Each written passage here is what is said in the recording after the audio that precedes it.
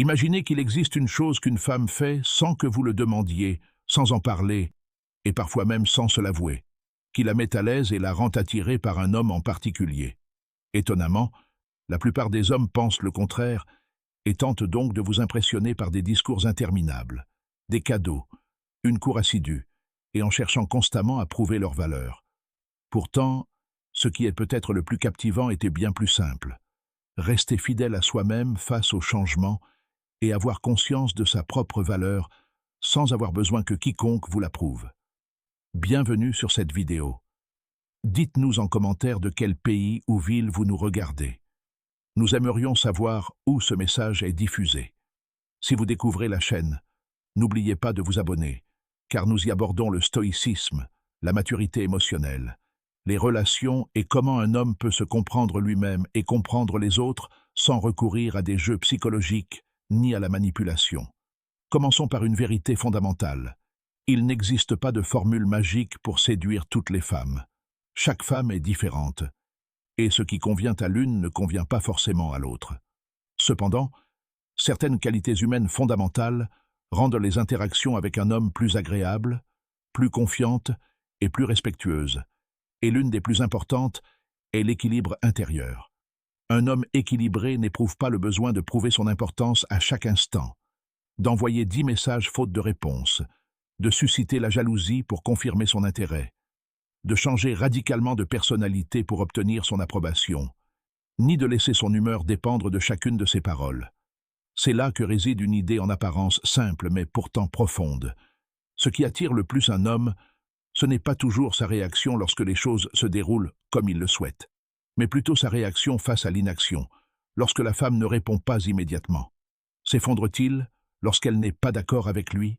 Se met-il en colère lorsqu'elle refuse une demande? Prend-il mal son besoin d'espace? La courtise-t-il sans cesse? Ou sait-il gérer la situation avec calme, tout en préservant le respect qu'il lui porte et qu'il porte à elle? Le stoïcisme n'enseigne pas à un homme comment se faire désirer, mais quelque chose de plus profond.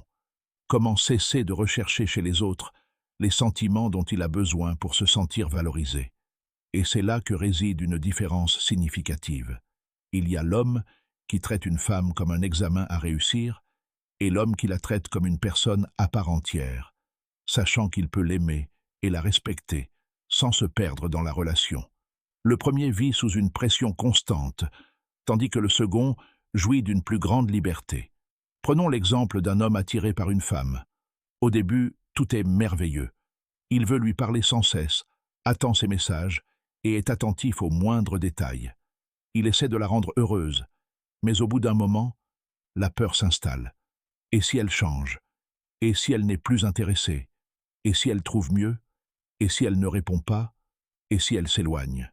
À ce stade, l'inquiétude se transforme en surveillance, l'amour en angoisse, et la relation en une quête permanente de réassurance. L'homme pourrait alors se mettre à agir de façon totalement inhabituelle, envoyer message après message, tenter d'interpréter chaque mot, tester son intérêt, disparaître délibérément, puis revenir en prétendant être indifférent, alors qu'en réalité, il a pensé à elle toute la journée. Ce n'est pas de la force, c'est un état d'insécurité intérieure. Le stoïcisme offre un remède intellectuel à ce type d'attachement. Il nous invite à prendre conscience de la différence entre ce que nous pouvons contrôler et ce qui nous échappe. Nous pouvons contrôler notre message, mais pas la rapidité de la réponse. Nous pouvons être honnêtes sur nos sentiments, mais nous ne pouvons forcer personne à ressentir la même chose. Nous pouvons témoigner du respect, mais nous ne pouvons pas contraindre l'autre à nous en témoigner en retour. Nous pouvons choisir de rester, nous pouvons choisir de partir, mais nous ne pouvons forcer personne à nous choisir.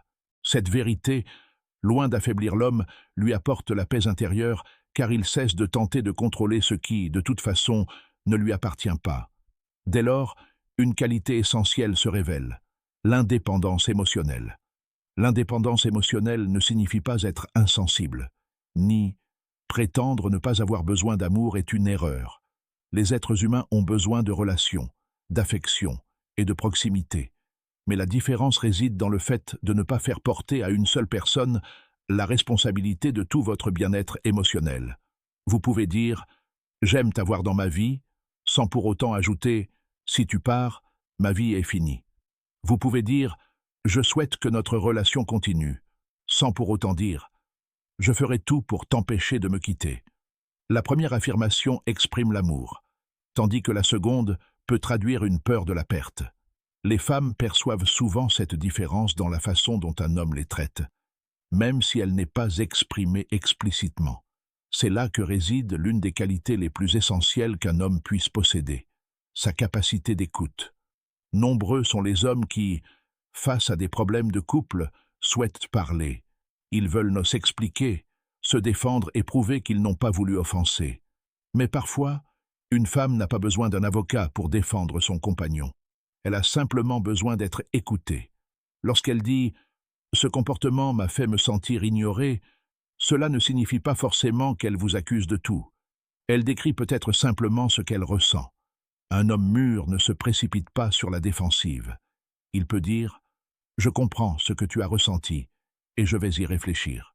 Cela ne signifie pas que vous admettez avoir complètement tort. Cela signifie que vous respectez suffisamment les sentiments de l'autre pour l'écouter. Ici, le stoïcisme ne vous rend pas moins émotif. Il vous permet de mieux gérer vos émotions sans vous laisser submerger. Vous pouvez écouter la colère sans vous mettre en colère, écouter les critiques sans vous effondrer, écouter la peur sans vous sentir accusé, et admettre vos erreurs sans les percevoir comme un échec. Cette force tranquille a un impact significatif sur les relations, car on se sent plus en sécurité avec quelqu'un qui ne s'emporte pas à chaque désaccord. Mais il y a un autre aspect important. La constance ne signifie pas être toujours calme d'une manière artificielle. Vous êtes humain. Vous ressentirez de la colère, de la tristesse, de la jalousie, de la peur, et vous serez peut-être blessé. Le stoïcisme ne vous demande pas de réprimer ces sentiments, mais plutôt d'apprendre à ne pas les laisser vous dominer. Vous pouvez ressentir de la jalousie et vous demander ce qui se passe en vous. Y a-t-il une preuve réelle de ce que vous craignez? Ou ai-je peur de perdre quelqu'un que j'aime? Cette question pourrait complètement changer votre réaction, car la jalousie est parfois moins un signe d'amour qu'un signe de peur. Peur de la comparaison, peur d'être remplacé, peur de ne pas être à la hauteur. Un homme qui connaît sa valeur n'a pas besoin d'être meilleur que tous les autres hommes du monde. Il sait que la compatibilité est plus importante que la compétition. Si une femme choisit quelqu'un d'autre, cela ne signifie pas nécessairement que cette personne est meilleure que vous en tout point. Cela signifie peut-être simplement qu'il lui convienne différemment. C'est une leçon difficile, mais libératrice. En cessant de se comparer aux autres, on peut commencer à se construire pour soi-même. On apprend par envie d'apprendre. On travaille pour construire une vie épanouissante. On prend soin de son apparence par respect pour soi-même. On prend soin de sa santé pour vivre pleinement. Et on développe sa personnalité pour devenir une meilleure version de soi-même, et non pour qu'une femme regrette de nous avoir rejetés. Cette différence de motivation est cruciale, car celui qui se construit pour prouver quelque chose aux autres aura toujours besoin de leur validation. Mais celui qui se construit selon ses propres valeurs peut persévérer même sans éloge. C'est là que le stoïcisme devient plus qu'une simple philosophie des relations. Il devient un art de vivre. En abordant une relation, en étant maître de sa vie, on devient plus apte à aimer, car on n'a pas besoin de transformer la relation en son univers entier. On a ses objectifs, son temps, ses responsabilités, ses amis, ses passions et son espace personnel. Cela ne signifie pas négliger les femmes. Cela signifie que leur présence devient une belle composante de votre vie, sans pour autant en être le seul sens. Une autre erreur que commettent certains hommes est de chercher constamment à plaire aux femmes.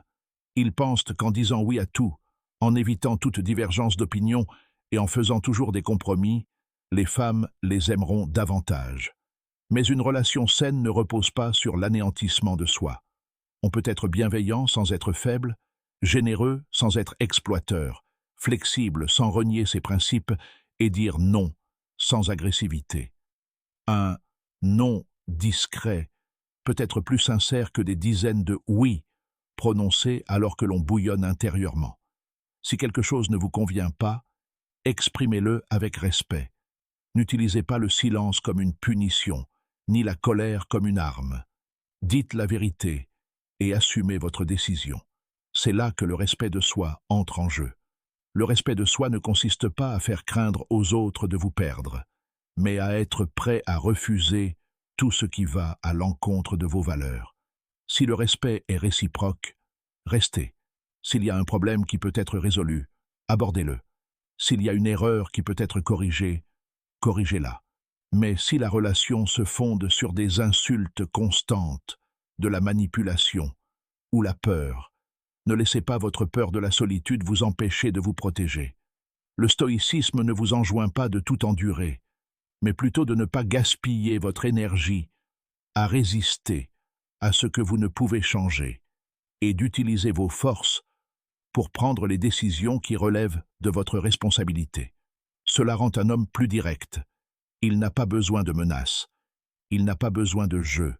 Il n'a pas besoin de dire « tu le regretteras si tu me quittes », car il sait que la décision de partir appartient à l'autre, et il sait aussi que sa propre décision détermine la façon dont il vivra ensuite. Et nous voici face à une vérité que certains hommes auront peut-être du mal à entendre. Votre but n'est pas de plaire à toutes les femmes.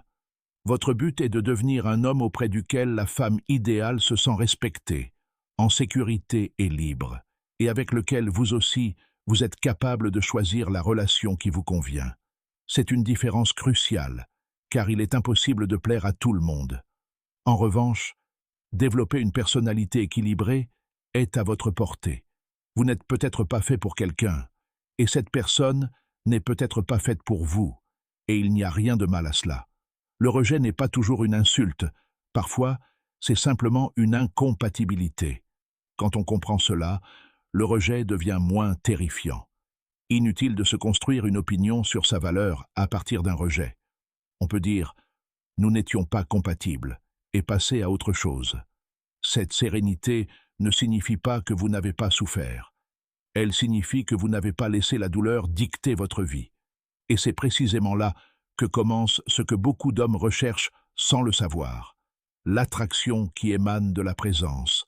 Un homme pleinement présent ne s'attarde pas sur le passé lorsqu'il parle à une femme, ni ne se projette dans l'avenir en se demandant si elle restera. Il est pleinement présent à l'instant. Il écoute, parle clairement, sourit quand il est heureux, se tait quand il n'a pas besoin de parler, et ne cherche pas à jouer le rôle de l'homme parfait, car jouer la comédie est épuisant, et les relations durables exigent une personne authentique, non artificielle. La prétention peut fonctionner un temps, mais pour la maintenir, il faut de l'honnêteté, et l'honnêteté est essentielle. Cela signifie dire tout ce qui nous passe par la tête, mais en veillant à ce que nos paroles soient en accord avec nos valeurs et nos actes. Si vous dites la respecter, alors respectez-la même en cas de désaccord. Si vous dites vouloir une relation stable, n'en faites pas un bras de fer. Si vous dites valoriser l'honnêteté, ne la punissez pas lorsqu'elle vous dit la vérité. C'est là que commence le respect mutuel, et il est peut-être plus important pour la relation que de chercher à maintenir une excitation constante. Une relation fondée uniquement sur la peur de la perte devient épuisante, tandis qu'une relation basée sur le renouvellement des choix offre aux deux partenaires plus d'espace. L'homme dit « Je suis là parce que je le veux », et la femme dit la même chose, non pas parce qu'ils ne peuvent pas vivre seuls, mais parce qu'ils apprécient tous deux le partage. C'est un amour libre de toute contrainte. Mais il y a autre chose qu'il faut comprendre. Un homme équilibré ne cherche pas à être séduisant en parlant de stoïcisme. Il le vit. Il ne dit pas « je suis calme », mais il agit avec calme. Il ne dit pas « je n'ai pas peur de la perte », mais il ne s'effondre pas face à la possibilité d'une perte. Il ne dit pas « je connais ma valeur », mais il cesse d'exiger une validation constante. C'est là que la différence entre l'image et la réalité devient évidente. On peut parler de confiance en soi pendant des heures, mais la confiance se révèle lorsqu'on a besoin de convaincre personne de son assurance. On peut parler de force, mais la force se manifeste lorsqu'on sait encaisser le rejet sans se rabaisser ni rabaisser l'autre. On peut parler d'amour, mais l'amour se manifeste lorsqu'on respecte la liberté de la personne aimée. C'est ce qui rend le stoïcisme si attrayant comme mode de vie, et non comme une astuce. Il ne s'agit pas d'agir ainsi pour séduire une femme, mais plutôt pour trouver son propre équilibre. Si vous trouvez la bonne personne, vous aborderez la relation avec sérénité. Ceci nous amène à une question plus profonde. Que se passe-t-il lorsqu'une femme change réellement, lorsque son intérêt s'estompe, ou lorsqu'elle sent qu'elle ne souhaite plus poursuivre la relation? C'est là que tout ce dont nous avons parlé est mis à l'épreuve. Il est facile de rester calme quand on obtient ce que l'on veut, mais la sagesse se révèle dans l'adversité. Si elle s'en va, ne la poursuivez pas indéfiniment. Si elle vous dit clairement qu'elle ne veut pas continuer, respectez sa décision. S'il est possible de dialoguer, parlez-lui honnêtement une fois, mais ne laissez pas votre vie devenir une salle d'attente pour quelqu'un qui a décidé de partir. Vous pouvez faire votre deuil, vous pouvez la regretter, vous pouvez vous souvenir d'elle, mais il doit rester une part de vous qui sait que la vie continue. Ce n'est pas une perte d'amour, c'est de l'instinct de survie. Et c'est peut-être ce que la plupart des hommes ne parviennent pas à faire. Choisir de se respecter sans que cela ne se transforme en haine. Pour une femme, un homme n'a pas besoin de dire que toutes les femmes sont mauvaises simplement parce qu'une femme l'a quitté. Il n'a pas besoin de dire « je ne fais confiance à personne ». Au contraire, il devrait dire « j'ai tiré des leçons de cette expérience et je ferai plus attention la prochaine fois ». Car une expérience qui laisse un goût amer n'est pas forcément une expérience enrichissante, tandis qu'une expérience qui rend plus sage vous apporte quelque chose que les années seules ne peuvent pas. C'est pourquoi je voulais savoir ce qui distingue un homme aux yeux d'une femme. Ne vous contentez pas de belles paroles, d'un beau regard, d'argent ou de manipulation psychologique. Cherchez plus loin. Peut-il garder sa dignité lorsqu'il n'est pas d'accord ? Peut-il écouter sans se justifier constamment? Peut-il aimer sans posséder? Peut-il poser des limites sans menacer? Peut-il partir lorsque la relation devient toxique sans chercher à se venger? Peut-il garder son calme face à l'absence de réponse immédiate? Peut-il vivre sa vie sans que chacune de ses pensées soit conditionnée par l'attente d'une réponse? Ce ne sont pas des jeux, ce sont des signes de maturité. Et plus un homme mûrit, moins il a besoin de le prouver. Et c'est là que réside le beau paradoxe. Moins vous cherchez à plaire à tout prix, et plus vous cultivez une personnalité équilibrée, plus vous êtes présent. Moins vous essayez de plaire à l'autre, plus vous êtes capable de choisir la bonne personne. Moins vous craignez la solitude, plus vous êtes capable de construire une relation saine. Moins vous cherchez à tout contrôler, plus vous êtes serein. Et finalement, vous découvrirez peut-être que ce qui attire le plus, ce n'est ni un secret, ni une formule magique, ni un jeu psychologique. C'est être un homme qui n'a pas besoin de se perdre pour garder une femme. Un homme qui sait aimer, écouter, exprimer son désaccord, s'excuser, poser des limites et accepter la réalité quand il ne peut la changer. Ce ne sont pas seulement des qualités qui améliorent une relation, ce sont des qualités qui améliorent votre vie. Car lorsque vous comprenez que votre valeur ne dépend pas de l'approbation d'autrui, vous commencez à vivre plus librement.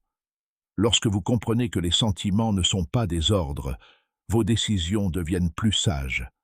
Quand on comprend que les gens sont libres de choisir, on cesse de chercher à les posséder. Et quand on comprend que le temps est limité, on commence à le consacrer à ce qui le mérite vraiment. C'est peut-être là que le stoïcisme nous offre le plus grand cadeau qu'une philosophie puisse offrir, la capacité d'être proche des autres sans se perdre en eux. Mais ce n'est pas tout, car il existe un moment crucial dans chaque relation. Ce moment révèle si un homme vit réellement selon ses principes ou s'il n'en parlait que lorsqu'il a senti l'attention de la femme se détourner. C'est précisément là que se révèle la différence entre un homme qui cherche à contrôler et un homme qui possède.